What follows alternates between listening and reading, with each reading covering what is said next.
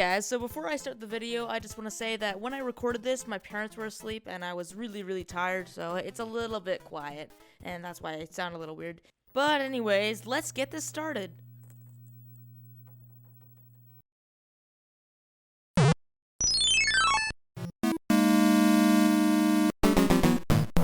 Alright, so it's the first castle level, and honestly, I was gonna say this one's a little bit more complicated than the others, but they're all pretty complicated this time around. And once we get past World 1, it's gonna get a lot harder.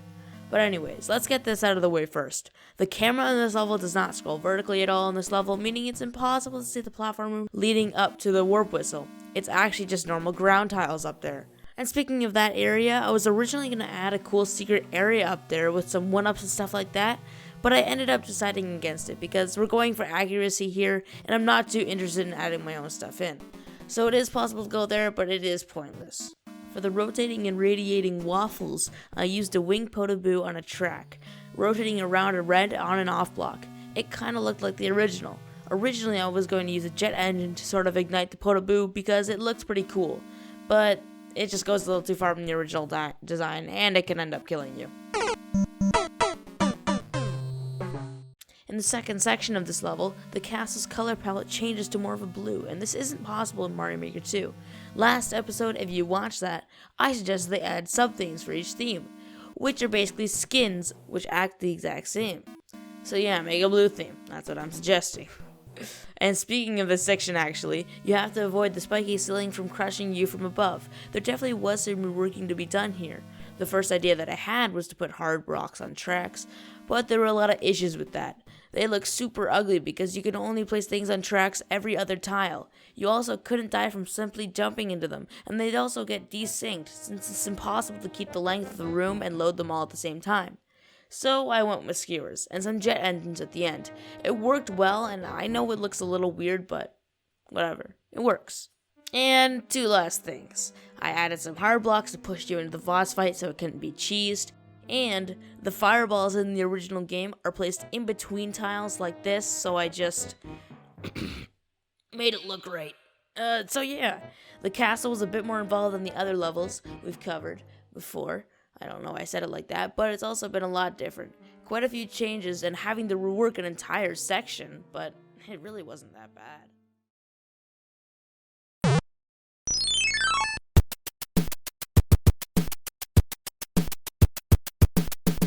Alright, so let's just get this out of the way first. This level has two backgrounds, one above ground and one below ground. This wouldn't be too much of a problem if you weren't constantly going above and below grounds throughout the level. I could obviously use a pipe to transition between the ground and underground theme, but the gameplay would just be going up through a pipe and then down, then up, and then down, and then up, and then down, and then up, and then down, and then up, and down. Yeah, I think you get the point. And also, the underground theme used the right ground tile, so I just used that. The beginning of the level also had to be changed a bit since there can't be a slope in the starting area of the level, so I just pushed over a few blocks.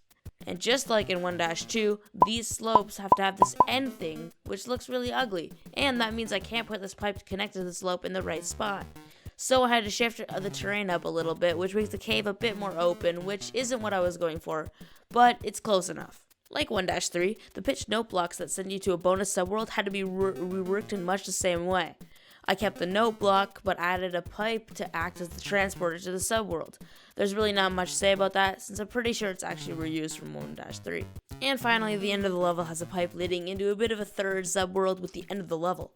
I decided to just use a door for this, because going from underground to thousands of kilometers into the air, and then back down again would be dumb. I also could have made the bonus subworld the main world, but that also would be a bit silly. So I just went with this. Man, this level hasn't been so bad. Nothing can go wrong. Bruh. I tried to think of a replacement for replaceable water tiles. I'm not using the forest theme because, come on, this just looks dumb. And I just didn't know what to use. I really sure wish that there was some kind of content update that added replaceable water, lava, and most importantly, quicksand, because that would be the coolest thing. We've already gotten our first update that was pretty cool, so there is some hope. And anyways, I had to do some reworking. And by that I mean I just didn't even place anything. It was the best solution that I could come up with. So, oh well, let's just keep it going.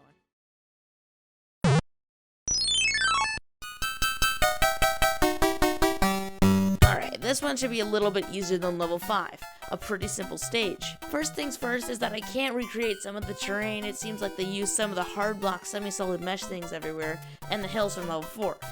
Maybe they should add more semi-tile types like these two. Anyways, I just went with the next best thing really. And I also had to decide between the ground theme or sky theme because these kind of look like the terrain in the ground theme, but I guess also just make them out of hard blocks, and the sky theme also had the clouds in the background, so I just went with that. But since I used hard blocks, that meant no decorations on the ground, which kind of sucks. We also got more too high semi-solids. Oh wait, too wide semi-solids.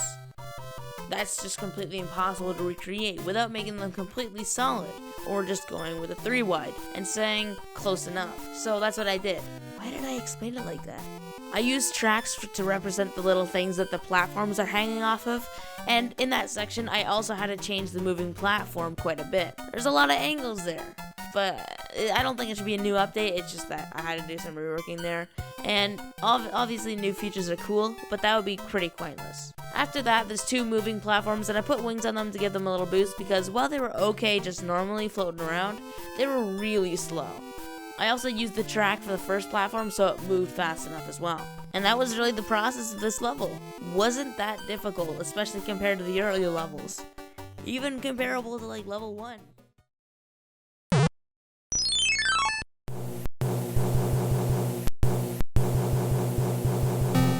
And finally, it's the end of World 1, and having not played Mario Bros. 3 for so many reels, I didn't realize how puny this stage is.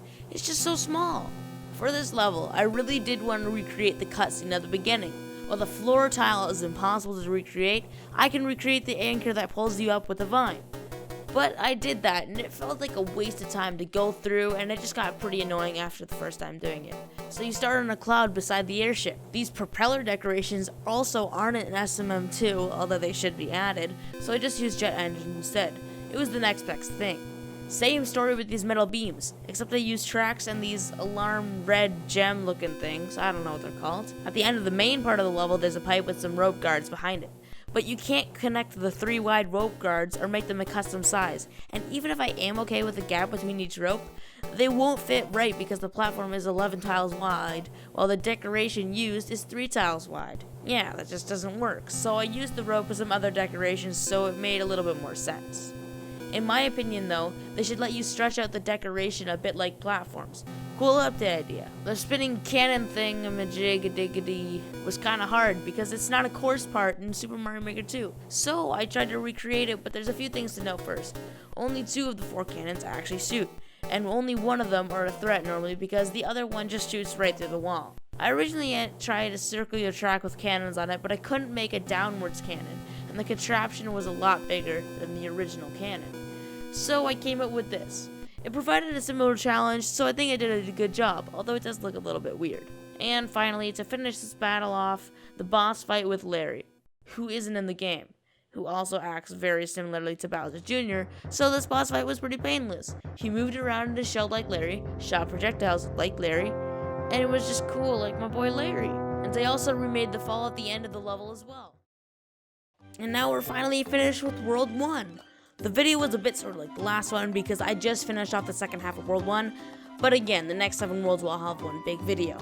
And also, one last thing, before I get too far in the series, I just want to mention that I might not be able to upload all the levels because I still want room on my main for my own levels. There's 80 levels in Mario Bros. 3 and there's only 100 slots, so that only gives me room for 20 levels of my own. So I might have to omit some levels, but I'll try to figure something out later.